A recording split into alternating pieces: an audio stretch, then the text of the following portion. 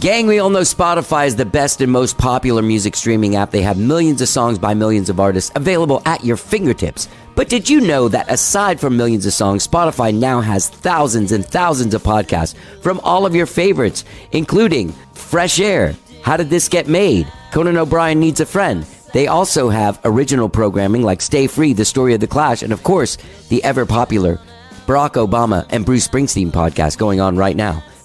Just go to Spotify.com or download the app from your app store. And don't forget to follow How Did I Get Here? That's Spotify. Millions of songs and thousands of podcasts. Let's get down.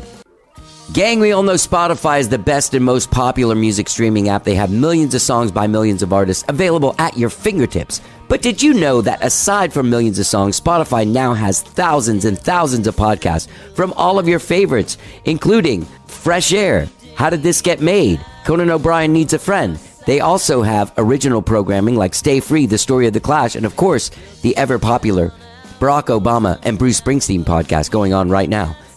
Just go to Spotify.com or download the app from your app store. And don't forget to follow How Did I Get Here? That's Spotify. Millions of songs and thousands of podcasts. Let's get down. And you may ask yourself, well, how did I get here?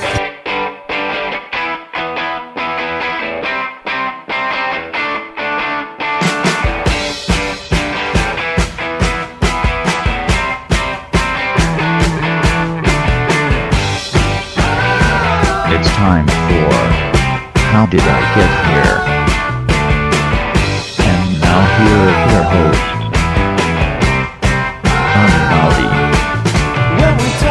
All right. Hello, I'm Johnny. I'm your host, and welcome to the show. I hope you guys have all had a good weekend this weekend. Maybe you were at the ACL Fest 2021.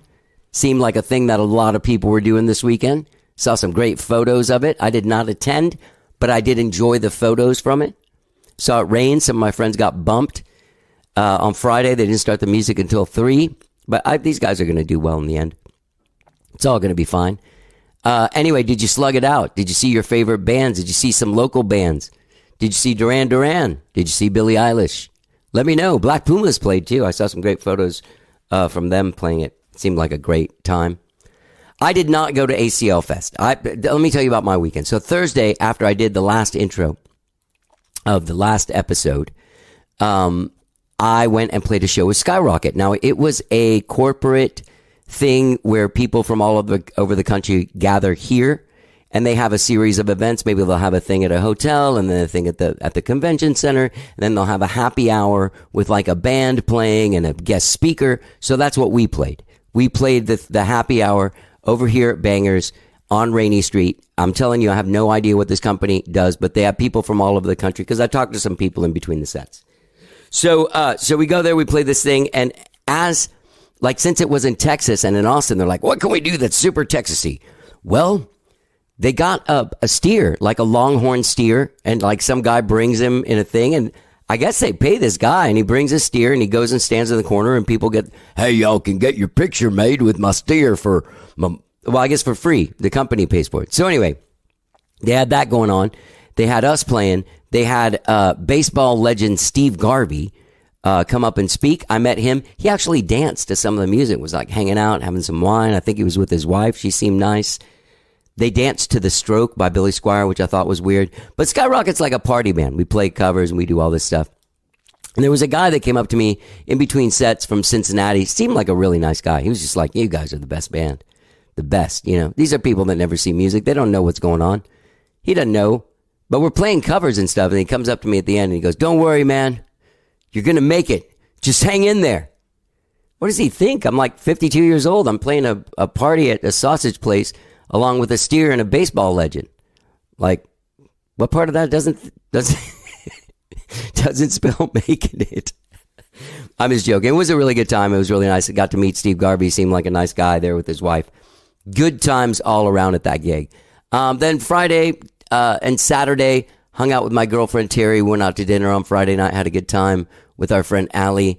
And then, check this out, guys. I've started brining my chicken when I'm making chicken. Yeah, I got the tip from my friend Anar, so I started doing it. And I called my aunt and uncle on Saturday. I said, hey, how do you do this? They talked me through it.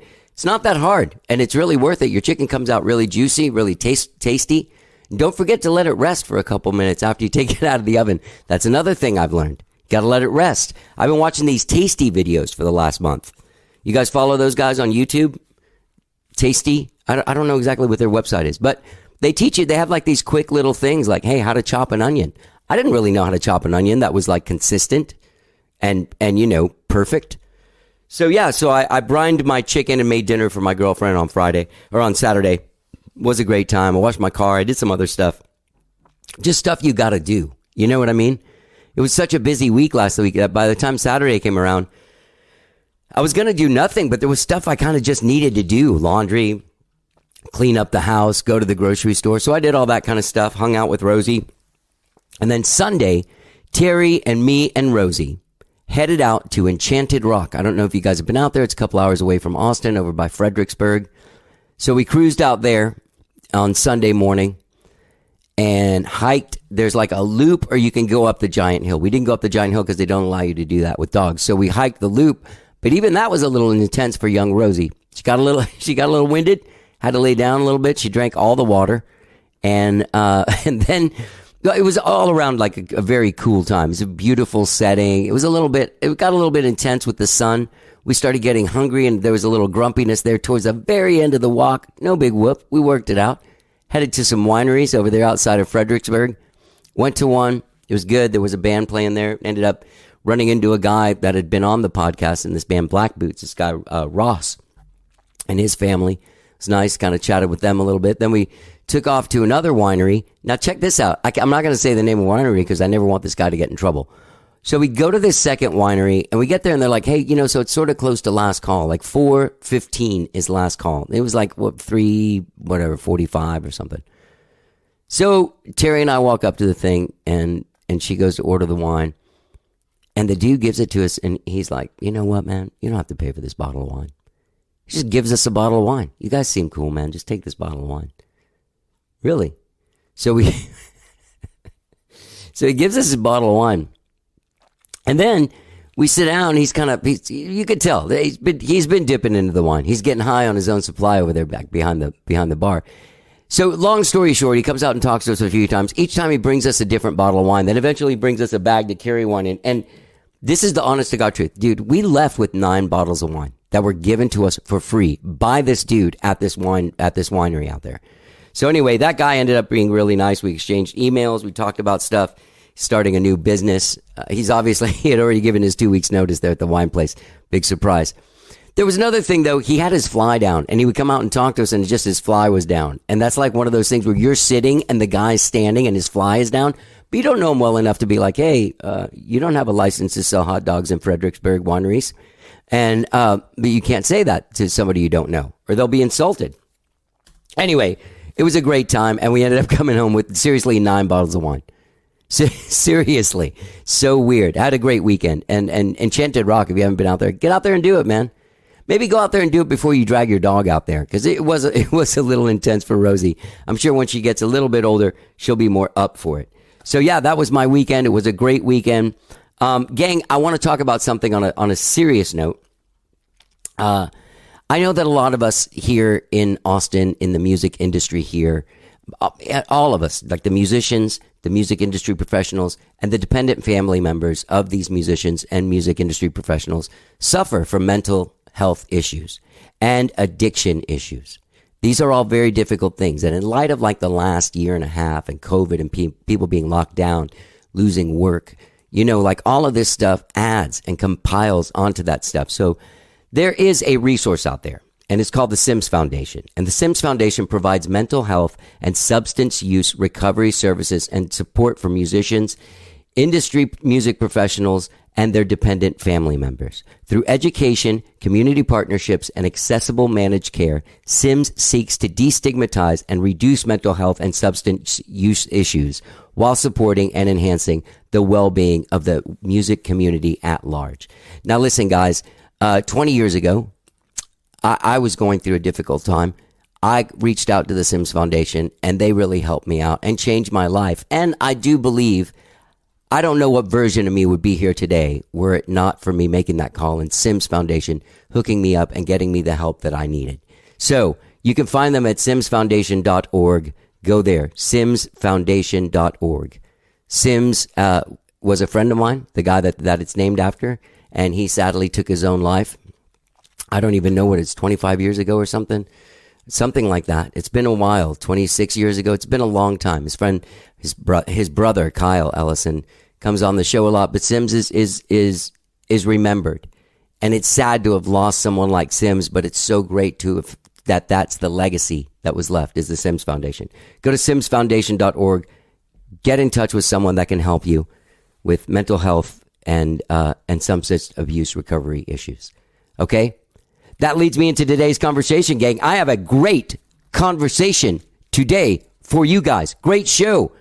Delaney Gibson. She's a pop artist. She's got a brand new single. It's called Alien. It just dropped in September. She's got another new single out called Shelter from Thieves. Now, Delaney's been out there for a long time. Delaney Gibson. She's been making music. She's been out there. She's a classically trained artist. She got a record deal when she was very young and had a deal with sleazy industry folks as a teenager. She got to sing backup for Wheatus. She sung backup for Barbara Streisand and Barry Manilow, all at this big show that they did, you know. She's a single mom. She's a mom to an 8-year-old son. As I said, she's a classically trained artist. And she found out a couple of years ago, or maybe a year or so ago, I can't remember exactly how long ago, that she suffers from bipolar disorder. And she found out, and she reached out to the Sims Foundation and ended up getting help. So we bonded on that. She's a really, really, really amazing artist and a very, very cool person who has survived a lot of crazy shit. And I'm glad she's still here. And I'm glad you get to hear me talk to my guest, the incredibly talented and massively cool Delaney Gibson, right now. Let's get down.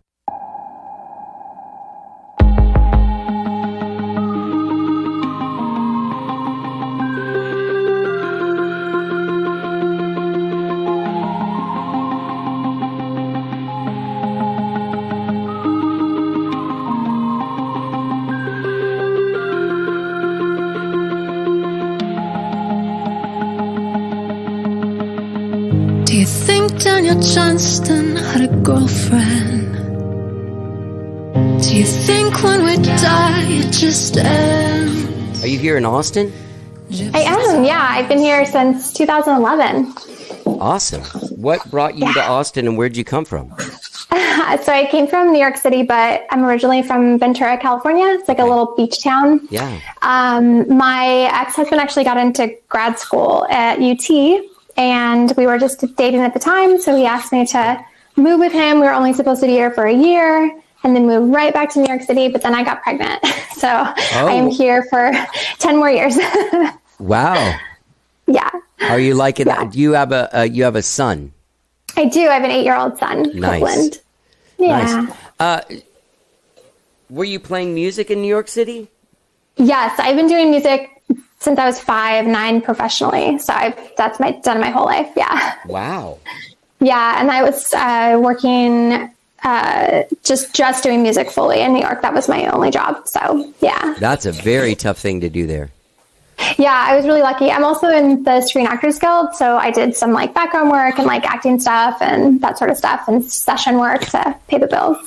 Wow. Yeah. You have you're one of the hyphenated. You have a hyphenated. Yeah. There'll be a lot of hyphens when I say artist. You're a designer as well. Yes, I work for Cloudflare, so I'm a visual designer. I fell into being a designer through music. I guess like 15 years ago, I always did my own album artwork and websites and everything and taught myself because I didn't have the money to do it back in the day. And I got really good at it that I ended up doing it for other artists. And I did that for like 10 years. I had a company and worked with artists on all of their like design and branding and marketing. And I took all their photos too. So I did that for a long time. But now I'm older and I want to have like a stable, like nice, cushy job. So it's good. Yeah. I was surprised. There's not a lot of people playing like pop music, men or women, but especially women, you're 40? Yeah, I'm 41. Yeah. Wow. Yeah. Well, this song Alien is fantastic, and it's going to drop on the 17th. Yes, I'm so excited. I think this is going to come out right after that. But Shelter from Thieves is the single that also is out now. These are great songs, man.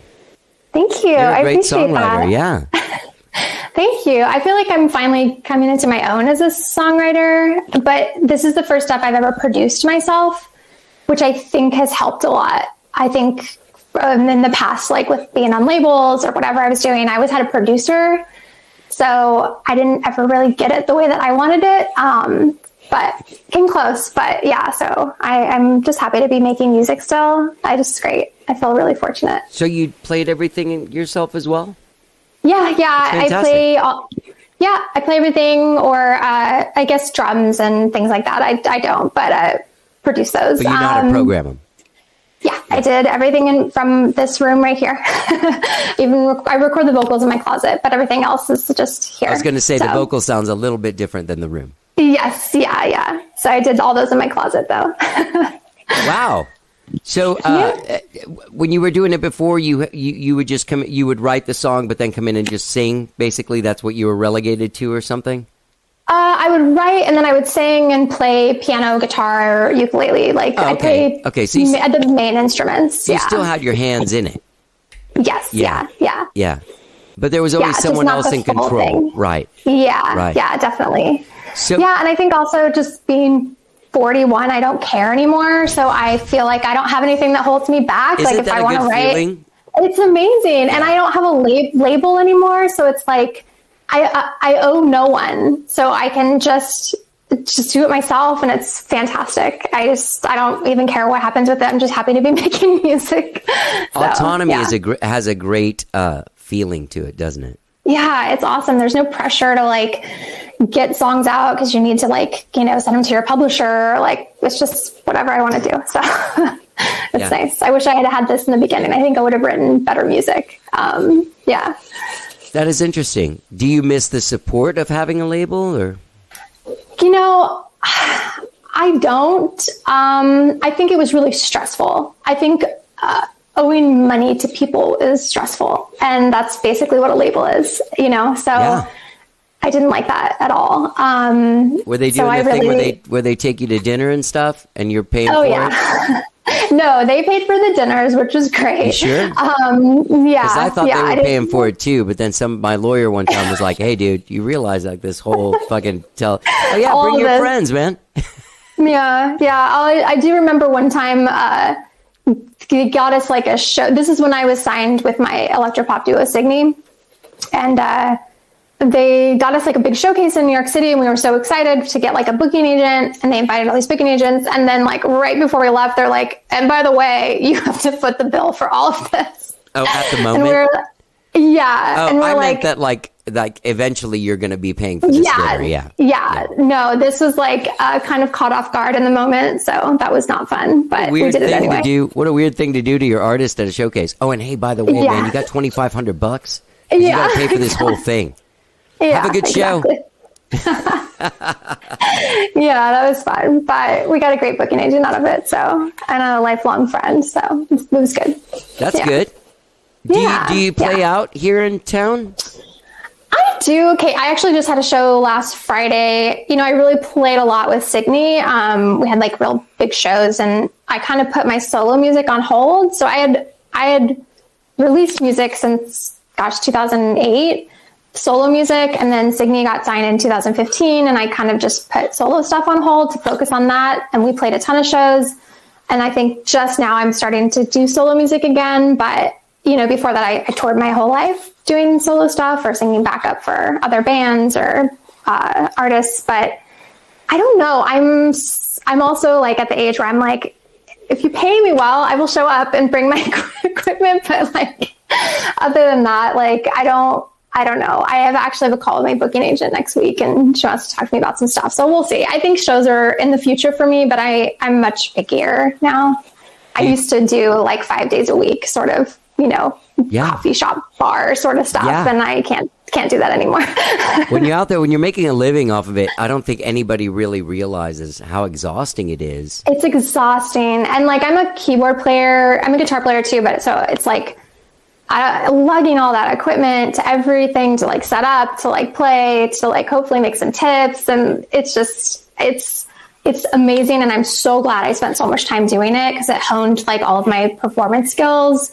But at this point I'm like, let's give a good guarantee and then I'll do it. Yeah.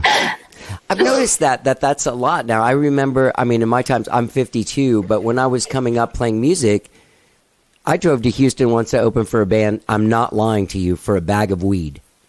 Yeah. Yeah, for sure. And it wasn't even the bag I was going for. I was just like, oh yeah, no, that's fine, it's a dude. show. Yeah, it's a show. Yeah.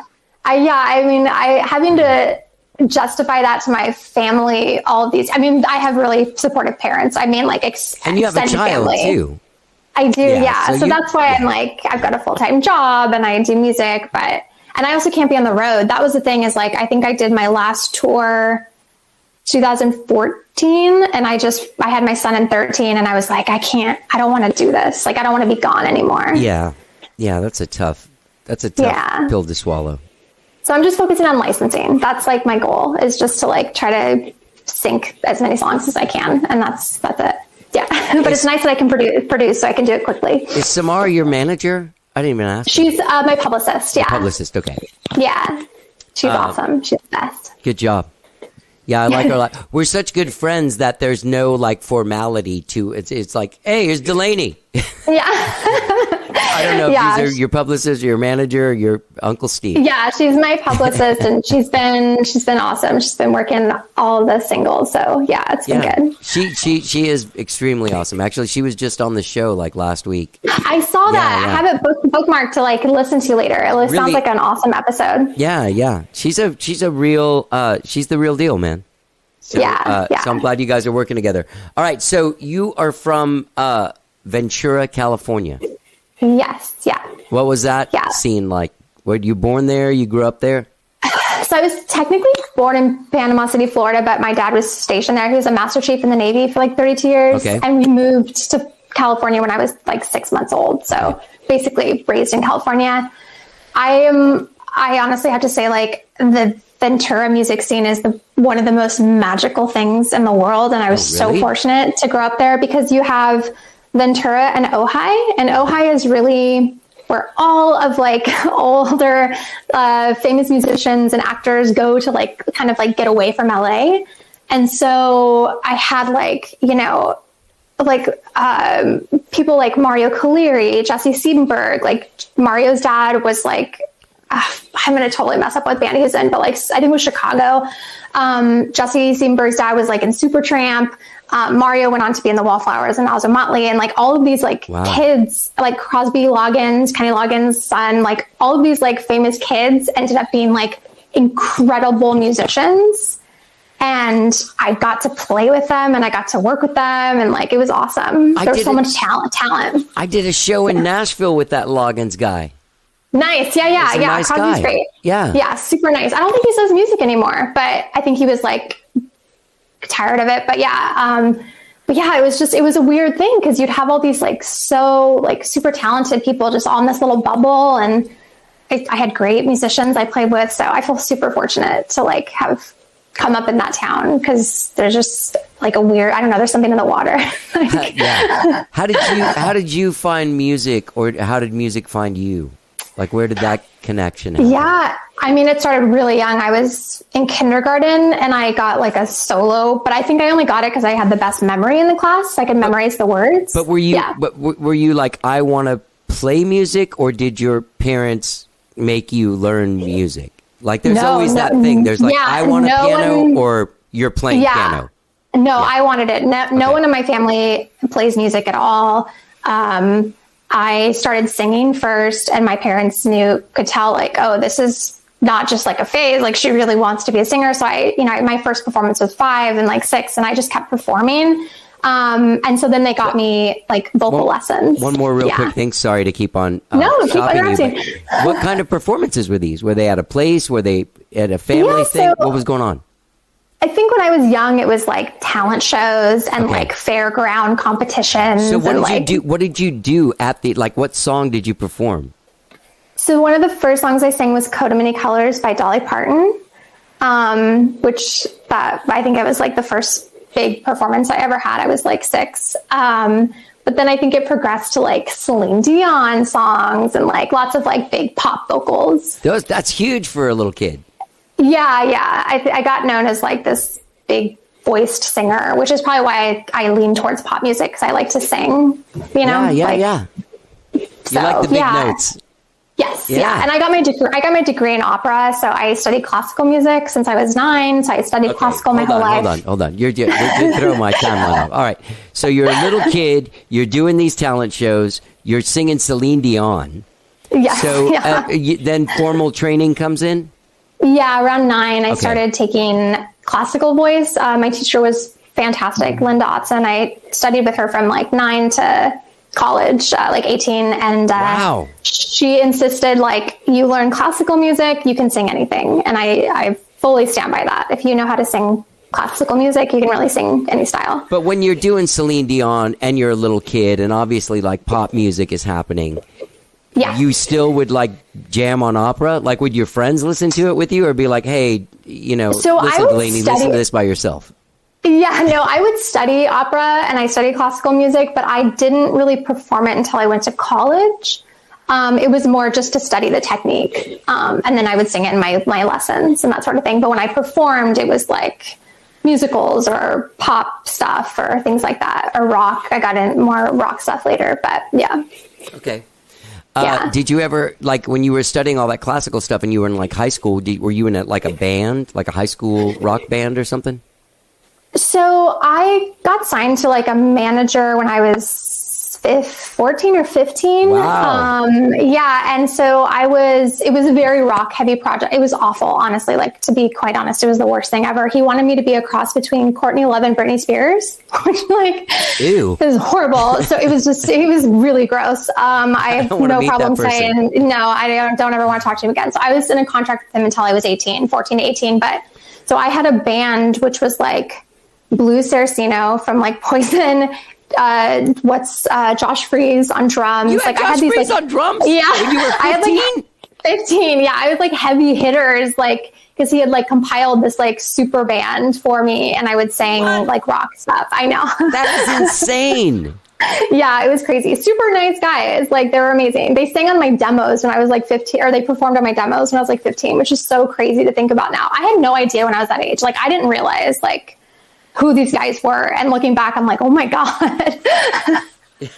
Yeah. Wow. That's weird. What a weird trip to have to go through. As a kid, like, when you're going through that, obviously that's what you want, right? Yeah, you want, totally. Yeah. Okay. But when you're doing it, it's probably not what you want. You know what I mean? Were you like okay with it? You're like, I wanted to perform and I wanted to sing. And I think right about that time, 13, 14 is when I started writing songs. Granted, they were terrible, whatever. We all have to start somewhere. But my manager was so insistent that I perform his songs because he wanted to make the money, because songwriters make the money. Like, that's who makes the money. So I had to perform his songs, and they were so overly sexualized, awful songs that a 15-year-old should never sing. So I was in this weird headspace where I was like, this is really inappropriate, all the things that I'm supposed to be doing, but I also want to do music. So I feel like that happens so much in the music industry. Totally. Like, You don't have like women, it happens to women all the time. happens to women all the time. Yeah, for sure. Like, I think at one point he paid for me to have a commercial on MTV, like, because it was like really popular. MTV was back in the day in like the 90s, super popular. But when I showed up to the set, I had to wear just a bra and like pants on this commercial, and it was so uncomfortable. And it was just like stuff like that would always happen. And I'm like, I'm 15. This is weird. I shouldn't be doing this. Yeah. How but then I got to creepy. play with like crazy musicians, and I like Right. got to hone my craft. So it was just kind of like this Did you go on weird tour? thing. No, I would just play like Ventura, Los Angeles kind of back and forth, that sort of stuff. What did your parents say about the commercial? Were they like, hey? I think they were like, well, this is how you make it. Like, I don't think they have nobody's in the music business in my family. They have no idea how anything works. So they were just like, this is how you do it, right? Like, I think they just kind of put everything into his hands. So, yeah. Was he at least nice? He was weird. He was nice, but he was real creepy. I'm sorry about that. That sucks. It's okay. It was like, no, I mean, it is what it is. Yeah, he was a weird dude. He owned a music store within the town, within Ventura. He owned like a big music store, and that's how we connected, is he had seen me perform and that sort of thing. But I think in hindsight, looking back now, I'm like, wow, that was a much worse situation than I realized at the time. Yeah. But yeah, so I had, performances and did rock shows, and I got to open for some awesome people. I opened for Linda Perry at one point. Wow. This is when I was younger. As I got older, I got to open for a lot bigger people, or not that Linda Perry's like huge, but I got to open for big people too, doing just solo stuff. But yeah, it was crazy. It was really, really cool. So yeah, and then I went to college after high school. So okay, so I was out of the contract. You're out of the contract. You go to college, and throughout that time, like what did the voice teacher say during that time? She was kind of like out of the loop. She was great about me doing like rock music and then also classical. Right. She was like, just as long as you maintain your technique when you're doing this stuff. Yeah. So she was supportive, definitely supportive. So where did you go to college? I went to San Francisco State for about 3 years, and then I transferred back to LA to Cal State Northridge, and I graduated there. Okay. As long as I went to a state school, I got to go to college for free because my dad had like disability in Vietnam. So any of his children could go to a state school and get it paid for. So I was like, I'm going to do that free. Yeah. And I studied jazz in San Francisco, and then I switched back to classical when I went back to LA. With all of that stuff, are you still connected to jazz? Like, do you ever listen to jazz or listen to classical or opera or shit right now? Yeah, I mean, I definitely am much more connected to classical just because that's what I studied for so long. But I love jazz, but I hate scat singing. Like, I can't listen to it. It drives me insane. Like, I really don't I think that was where I drew the line, where I was like, I don't like scatting. I hate it. And I'm not an improviser. I don't know if I just need more control or what it is, but I like to know what I'm doing before. And jazz is so improvised, and I don't think it fit with my personality, but I love it. It's great. Yeah. Yeah. But college is where I learned how to play the piano. I played guitar when I was younger, but I didn't play the piano, until I went to college, and I completely failed out of my classes because I would go to school and I'd go to the practice room. I'd make it to the practice room, and then I would sit there for 8 hours just playing the piano to try to learn how to play the piano because I fell in love with it. So I did horrible in college because I was at school. I just never made it to class because I was practicing piano. That's funny. Yeah. That's what happens, man. So, yeah. So when you got done with during that in college, were you singing in bands and stuff, or? Yeah. I had a couple bands in San Francisco, and then I did stuff through the school. When I got to college in LA, I got some really big gigs. Got to sing backup for Barbra Streisand. No way. Yeah. And that was insane. Barry Manilow. It was like this big of. Yeah, it was crazy. So that was through college, which was awesome. I was in choir in college, and we actually won Choir of the World in Wales. And I took third in the world for singing for musical theater, which was fun. That was when I was in college. So back up for Barbra Streisand. Yeah, it was amazing. And Barry Manilow was the same show. And I think David Foster was on that show too, but we didn't do a song with him. But it was this Democratic National Convention at the Forum or some big theater in LA. I don't remember, but yeah, it was crazy. It was really interesting. All right. So you get done with college, you graduated, right? I did. Yeah. Finally, it took me forever because I kept just not paying attention. Sitting in the piano room. Yeah. But I did. I finally graduated. My mom's like, you could be a doctor by now. I'm like, I know, but But you should hear me play piano. Exactly. So what'd you do after that? So I stayed in LA. I did a lot of, like, I had a lot of solo performances. I ended up having like a band under my own name, solo music, put out some records. I did a lot of like film and television, but I don't know. I feel like I wasted a lot of time, I think, but I still performed. I did a lot of really awesome stuff. But then when I moved to New York, I think I was like a lot more focused. I did a lot of stuff in New York too, but LA was kind of a blur. I don't know. I don't really remember that period of my life, but it was a lot of performing.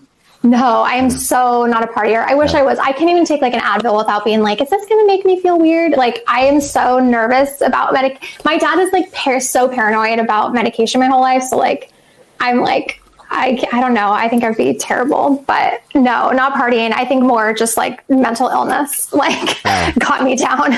So that was like not the best period of time, but yeah. Like yeah. But still lots of performing.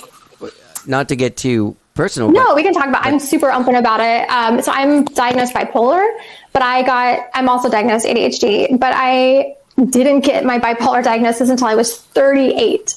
Which is so late in life. So there was a long period of time where it was like 6 months, I can't get out of bed. And then like 2 months of like excited elatedness and I'm awesome. And then it's like, I try to get everything squeezed in and then I get depressed and again, I can't get out of bed. So I have much darker depression and lower mania, but still bipolar, and not knowing that, because I'm of the generation that like, nobody talks about mental illness. And so like, I was an artist and people, I think, just kind of assumed like, oh, she's just a creative and she's just emotional. And it's like, oh no, I had a very serious mental illness and it would have been fantastic to get some sort of like support in that.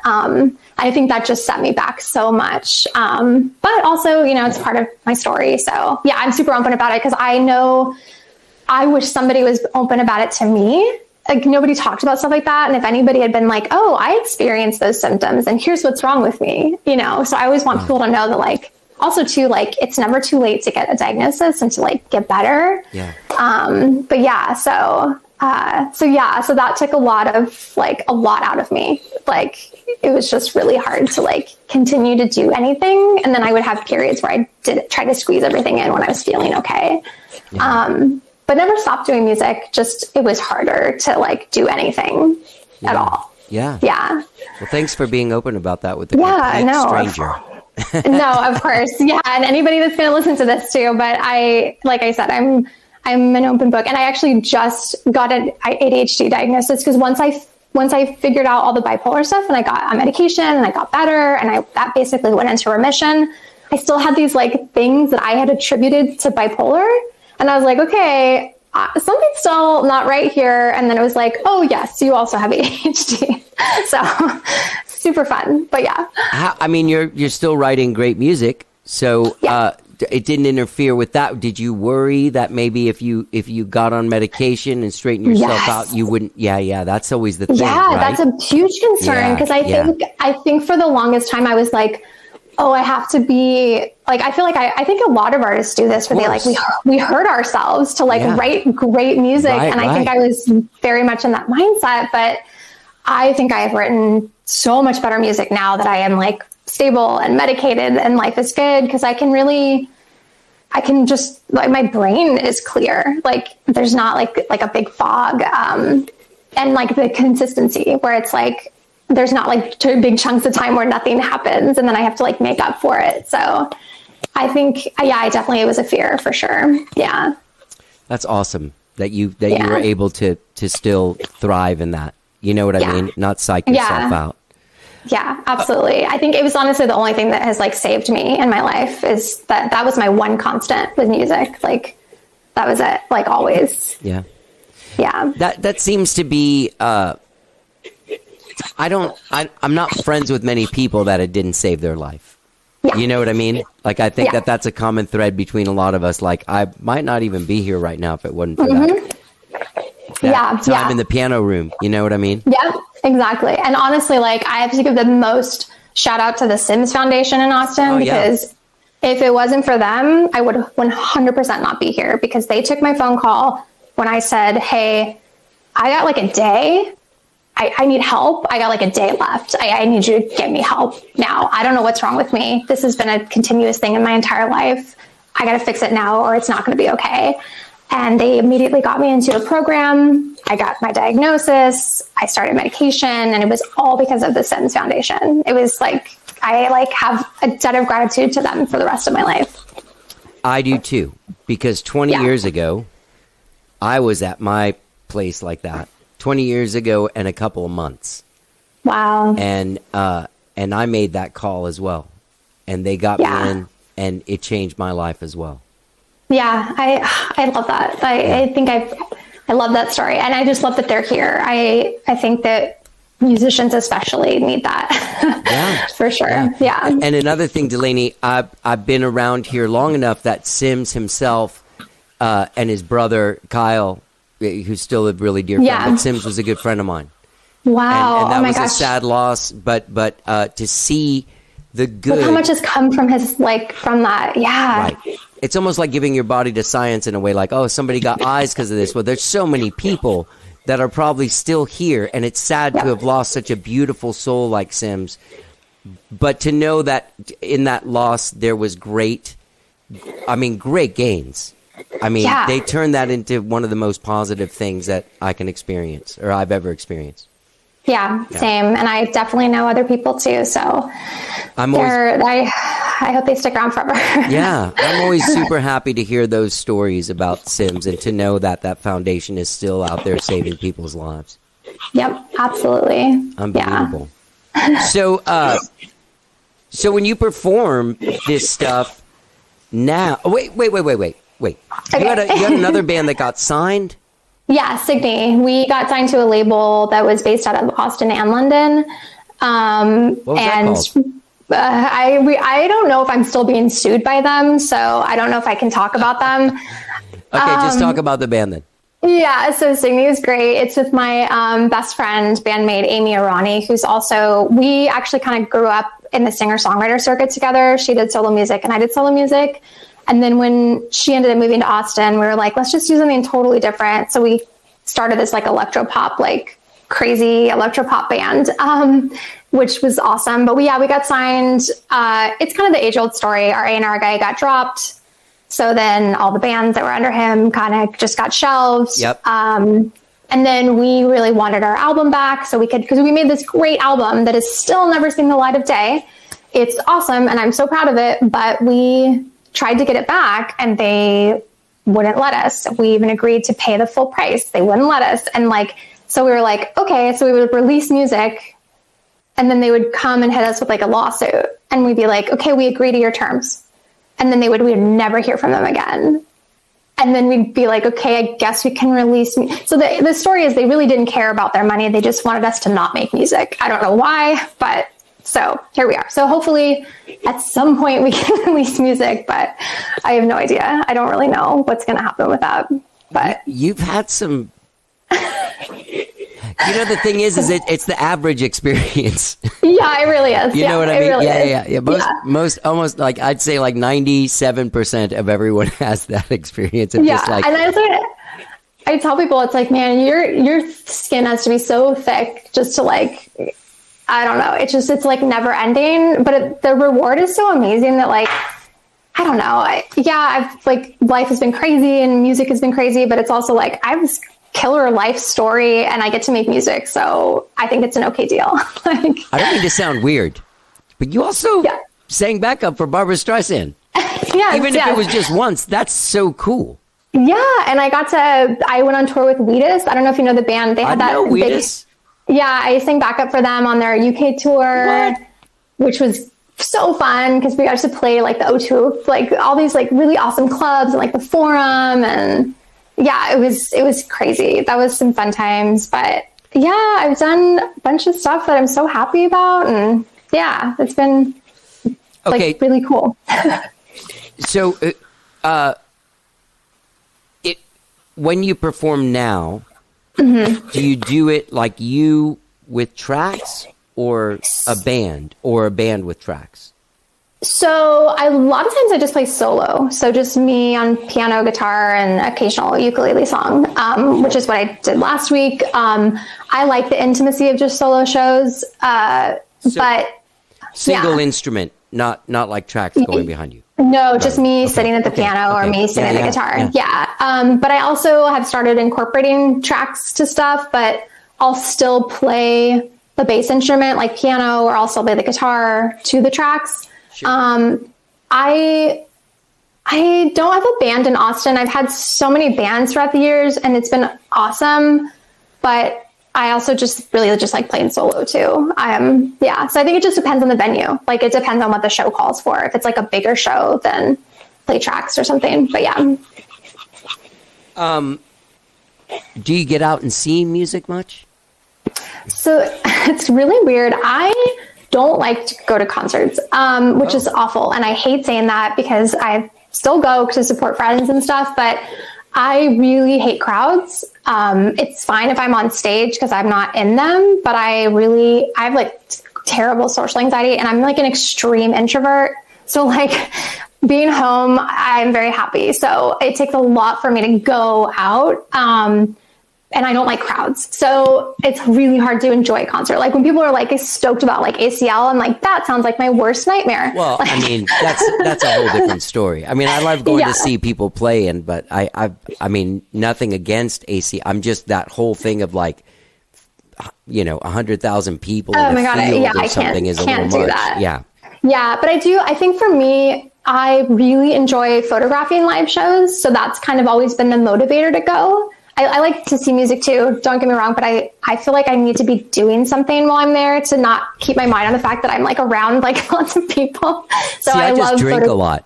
Well, everybody's got to have something. So I like photograph shows. Yeah. So I like to do that. So, but if COVID's ever over, I'll go to a show again. COVID's ever over. I've been playing shows. Yeah. It's weird, man. Yeah, it was weird the other night. Everybody had masks on. It was indoors. Where was it? So this place called Co-Production House, they brought like the Mandalorian technology to Austin, where it's like the big screen, it's not a green screen. It's like a Unreal Engine based screen. So they were having like an event. So I played at their event, which was really fun. Cool. Yeah, but yeah, it was the first show that I played in like two or 3 years, which was crazy to think because I used to play all the time. Yeah. Do you do any live streaming stuff or?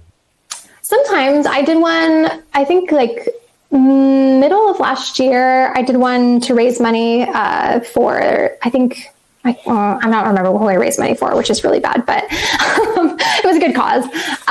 So yeah, occasionally, and I just did a stream for Recovery Unplugged, which is cool. I'm not sober or anything, but they're a fantastic organization, right. Good friends, and so they do a lot of like streams for a lot of the stuff that they do is like musician based, and they really try to incorporate music and like the recovery process. So they have like a stream on Sundays. So I play that. So sometimes, yeah.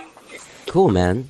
And okay, so this song "Alien," yes, is it a metaphor for love?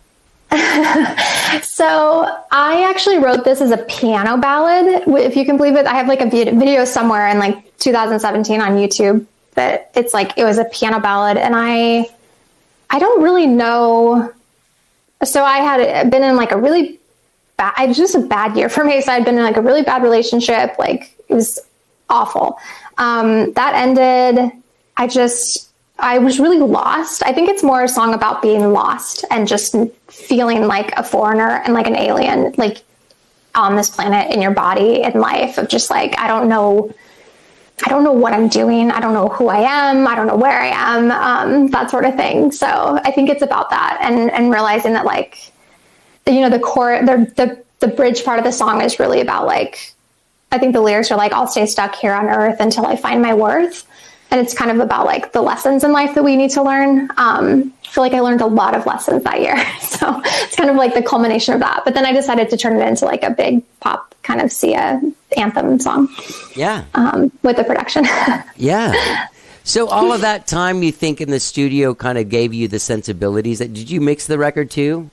No. Okay. So Taylor, I am not a mixer at all. I haven't even begun. I didn't start producing until quarantine. And I was like, I want to make music again, but I just want to do it myself. So I just kind of started teaching myself how to do it.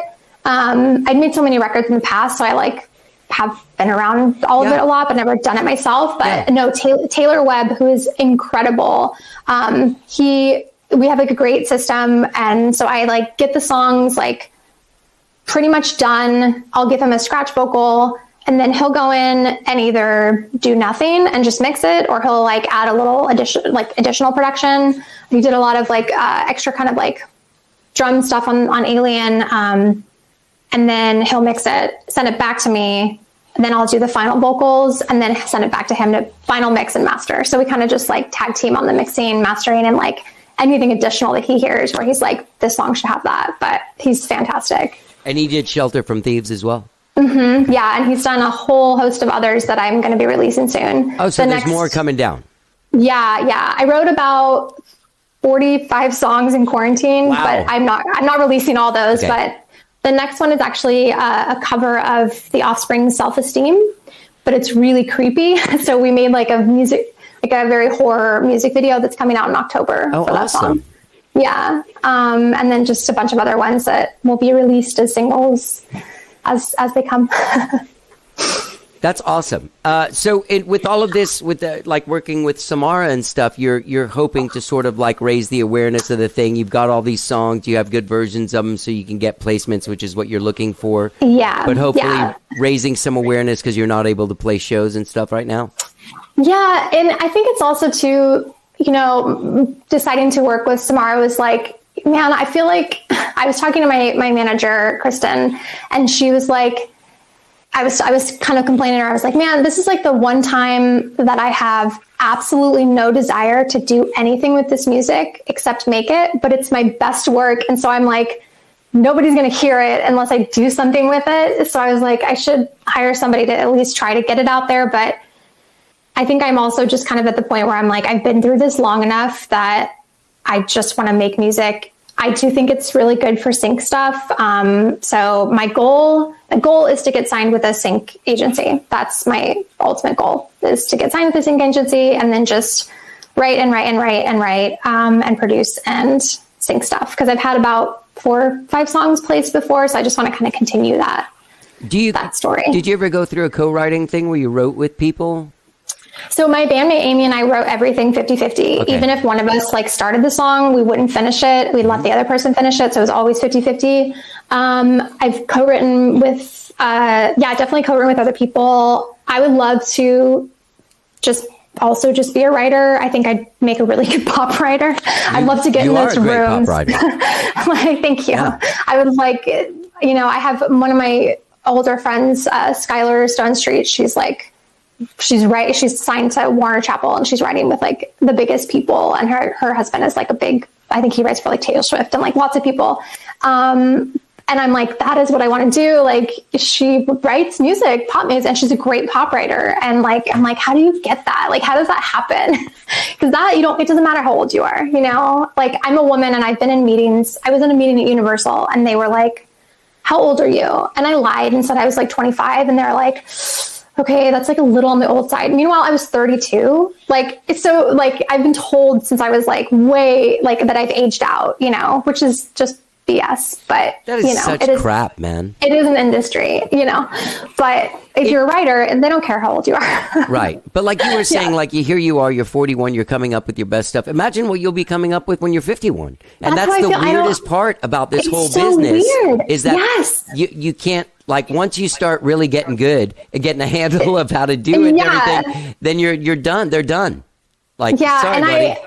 And it makes no sense to me because, and that's why I always tell people, like, I don't want anything to do with the music industry. And what I mean by that is like, I'm not going to subscribe to what their like views are. I've done that my entire life and it got me nowhere. I mean, I've done a lot of cool stuff, but it really in the end was like, I listened to too many people that told me like, you can't do this because you're too old. And it's like, that makes no sense like at all, because my fans don't know how old I am unless I like tell them how old I am. Like, They like the music. They're not like, I wonder how old she is. If she's over 30, I'm not going to listen to this. Like, just listen to the music.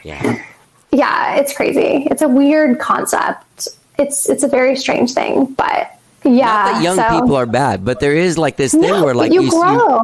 you start realizing like, oh, I'm hitting my stride, and then people are like, no, man, Yeah. don't come back here like, with that music, old dude. Exactly. It's so strange, but I'm open about my age now, where I used to lie about it all the time. Sure. Like when I got signed to the label, like we lied about our age, and they were like, ooh, 27. We were in our 30s, and they were like upset we were 27. I was like, whatever, it's fine. But like, that's the whole point, is like, you don't care how old I am actually. You just want to think that I'm a certain age, and you're okay with that. Like, so I would love to be the poster child for like, you can still be old and make pop music and actually be a pop artist. Yeah. Because I feel like Sia is the only person that's allowed to be a pop artist that's over 40. She hides her face. Yeah. And that's she hides her fucking face. So ridiculous. Yeah. So I would love to. Yeah. Exactly. So I would like to be a poster child for an aging pop star. Yeah. Well, I'm with you, man. I love it. I'll be part of your. Are you going to start a club? Yeah. Because I know a few other people. We should have like how like AA has their like months like meetings. We should do that. Call ourselves the Saggers, because we're all starting to sag. I love it. So Alien drops on the 17th. I think this is going to come out afterwards. Do you have a website or no? Yeah, DelaneyGibson.com. I didn't get that. Okay. Sorry. No, you're fine. I just went from the thing, and I was like, oh, she's a good, writer and all this stuff. I looked through your thing. It looks like, okay, so not only did you get the bipolar thing under control, and you're able to do that, I saw a photo of your son. It looks very cute. And very cute. And it looks like you've found love, according to Instagram. I have. I mean, I am too jaded to like believe it's forever love, because my track record is not good, but I know exactly what you mean. Yeah, but so I'm like, I always tell people, I'm like, he's my hopefully forever guy.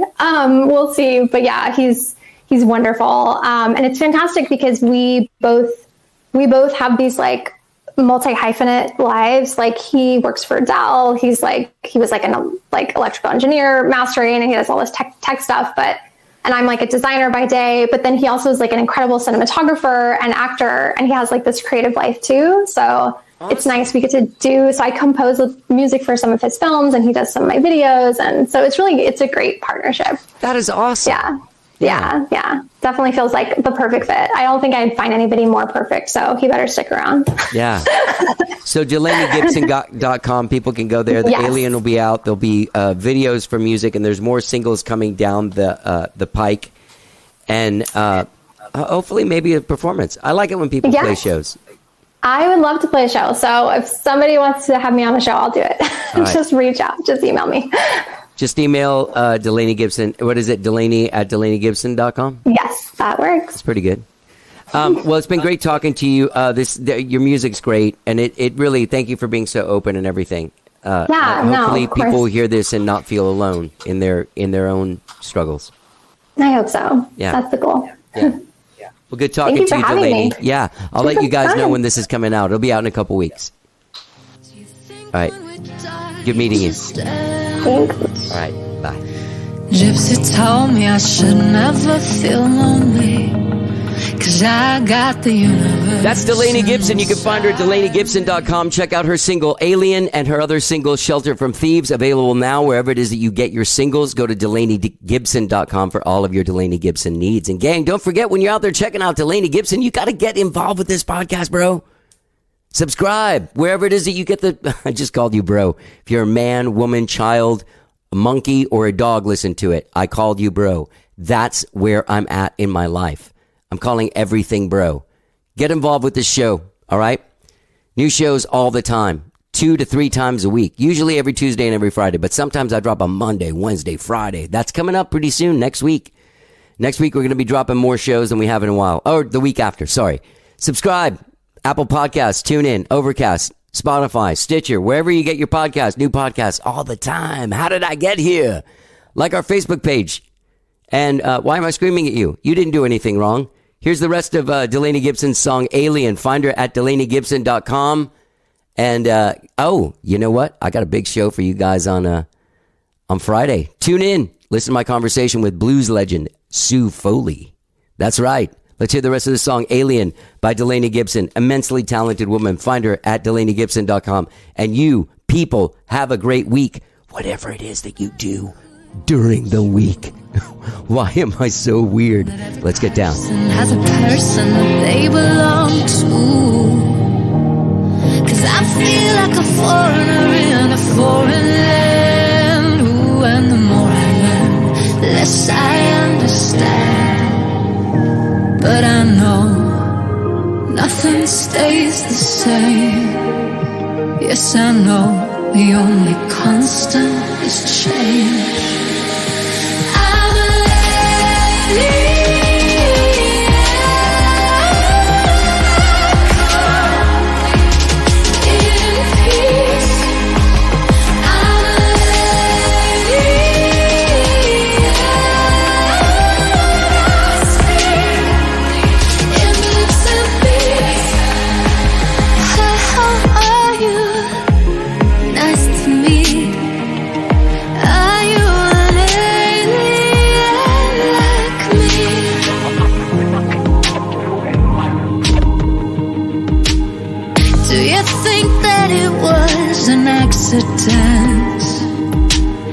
Not the falls from your hand, but some cosmic event. Maybe the universe was fucking hell-bent. One last shove towards a lesson I haven't learned yet. But I know nothing lasts forever. Yes, I know we're better alone than together.